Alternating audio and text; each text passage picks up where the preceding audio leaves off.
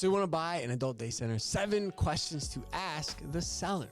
Number 1 is, what is the total census versus the average daily attendance? Number 2 is, get a copy of the balance sheet so you understand what tangible assets are included in the business. Number 3 is, make sure you get a copy and fully understand the lease agreement. Number 4, what percentage of the revenue is made up of Medicaid clients versus those that are on private pay? Number 5 is, you want to understand the amount of activity that's happening.